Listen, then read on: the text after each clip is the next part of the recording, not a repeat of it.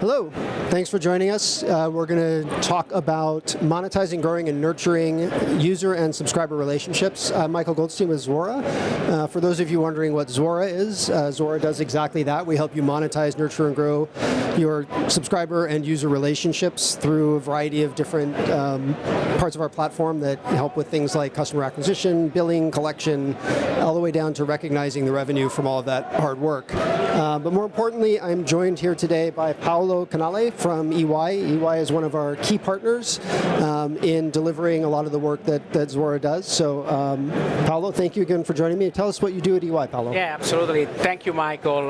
So, Paolo Canale, I'm a partner at EY, and I lead our technology for Americas for the sector, media and entertainment. And obviously, we are a partner as well with Zuora and working together in a lot of clients across America. So, very pleased to be here, Michael. Great, thanks.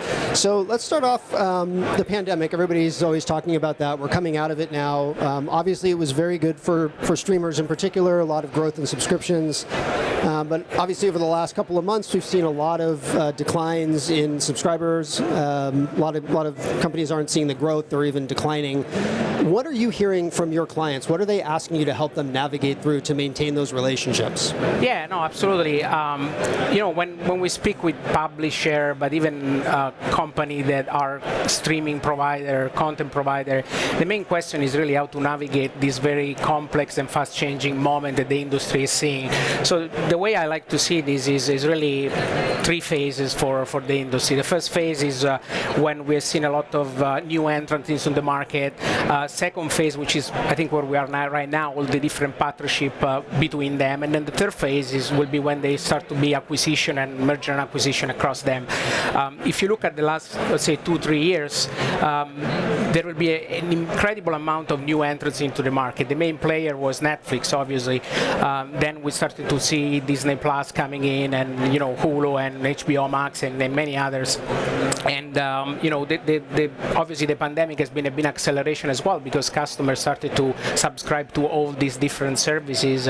But now it's a completely different moment in the history, right? Pandemic went away. We are seeing a lot of slowness into the market because obviously of the economic situation, the recession that is coming, and more and more subscribers are starting to look at their entire app portfolio and say, okay, so what do I do? Do I need to keep all of them? And so there is much more a decline in number of subscribers. I mean, if you look at the data, Netflix this year has been the first year for 2 quarters in a row where they basically lost some subscribers. In the entire history, the last 25-year history of Netflix has been the deepest loss of subscriber entirely, right? And even Disney Plus, on the other hand, is making good move into the market. If you look at the bundle of Disney, including ESPN, Disney Plus, and Hulu, they are more than 220 million subscribers, which is starting to be greater than Netflix. So a lot of shift in the market, a lot of threat for the player in this market, which is pushing into what I mentioned to be the second stage in the market, which is really where we're seeing a lot of partnership, not only across content provider and streamer, but also with other industry outside the straight streaming industry. For example, telecommunication is a great example, right? I have a T-Mobile subscription. My wife has a Verizon. I got the bundle of I got Netflix for free, and then you get 1 year Apple TV and Paramount Plus for free. My wife got Disney Plus, so that's an example of new partnerships that are happening into the market, right? Not only in the telecommunication, retail is another example. Walmart, for example, now they're coming up with Walmart Plus, which is essentially a way to get subscriber and at the same time providing Paramount Plus as a subscription included in the package. So as you can see, there is a lot of more partnership. It's almost like all these players are kind of dancing together, trying to figure out, okay, should we work together for a long term? And that will quickly shift into the third phase of the market, which I mentioned before, which is really the merger and acquisition. We're already seeing some of them, right? Warner with Discovery. I think we will see even more. The fact that it's not as fast as it should be is more because of the regulatory environment than anything else. So coming back to your original question, our client publisher, they're asking help to navigate all this complexity, right? So what is the next acquisition? What is the next partnership that is happening out there? It's a very complex market, and we're happy to be here to help our clients. So thank you. So obviously one of the ways in which a lot of these streamers are trying to offset what's been going on is with advertising, and we're seeing advertising make its way back into businesses that I think we probably thought wouldn't have them. I think in the industry we probably said to ourselves, well, at some point they're going to have to.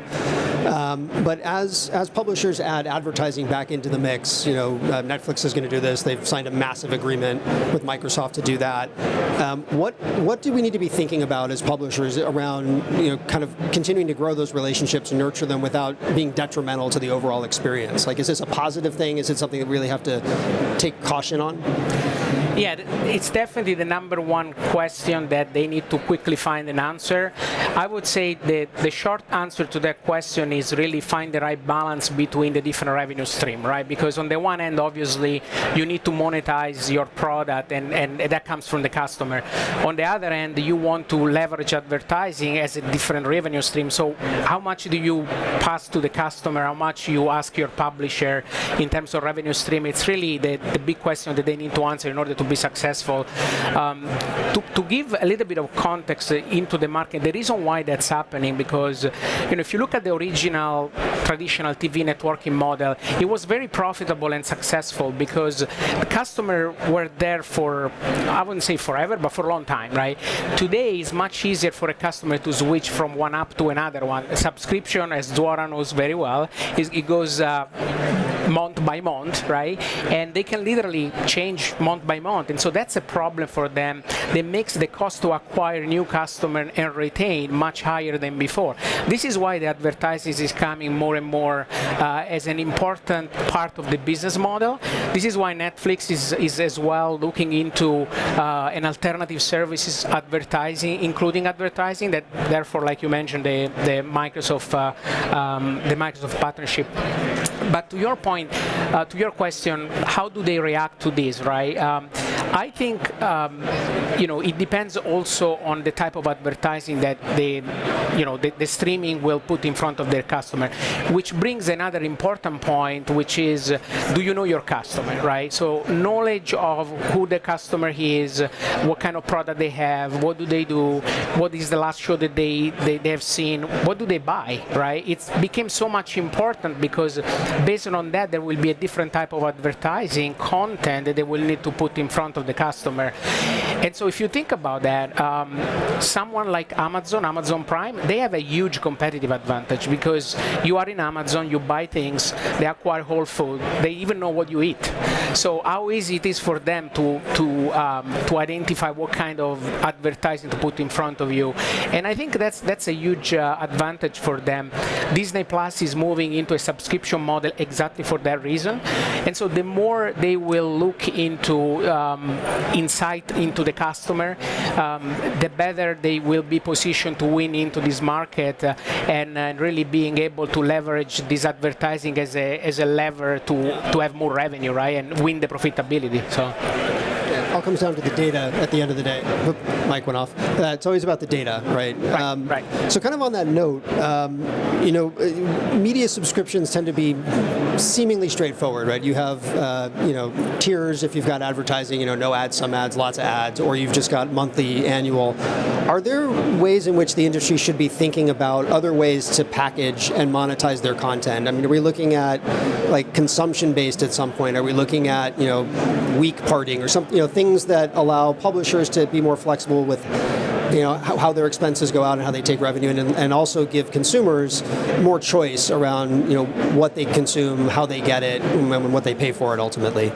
Yeah, absolutely. No, I think there are many other options, and what we are seeing, and we will see even more in the market, is additional options for the customer.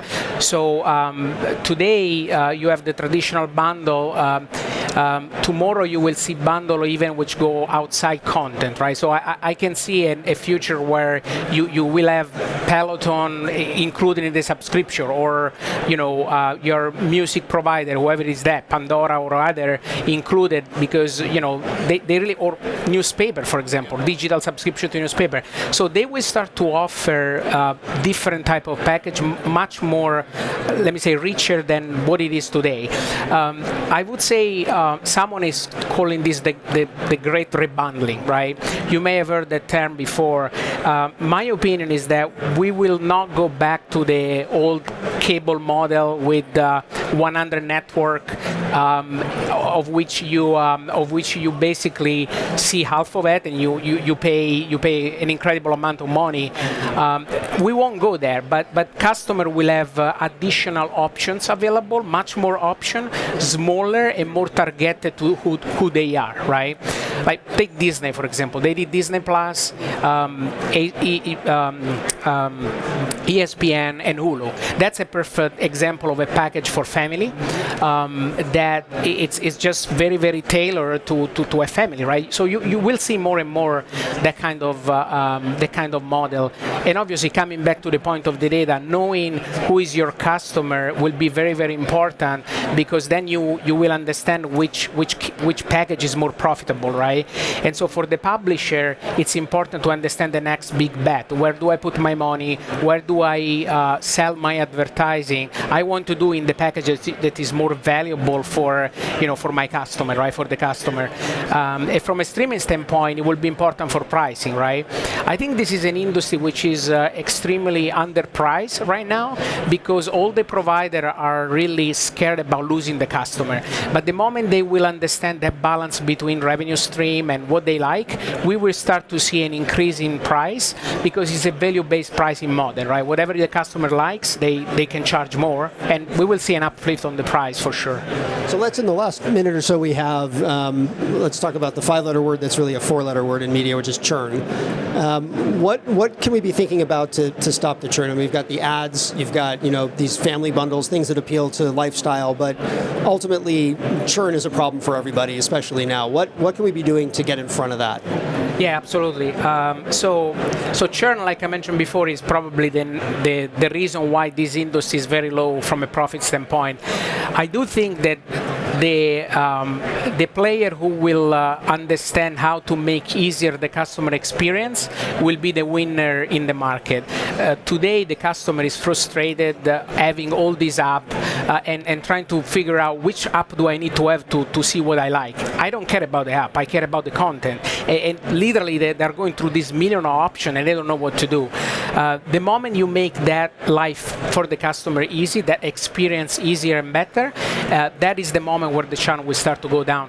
I mean, Verizon and AT&T, they're already working, and this is public information, on marketplace where basically the customer can go there and literally say, I want to see this content, right? And the marketplace will come up and say, okay, this is the app where you have the content, this is how much it costs for you, if you are a subscriber or not. When they will get that out, immediately they will be focused on that kind of experience and stay there, right? So that's what I think. Right. I think that's all of our time. So thank you, Paolo, very much. Great having you here. And if you want to reach out to either of us, our contact information is there. Thank you very much. Absolutely. Great. Thank you for having us. Thank you.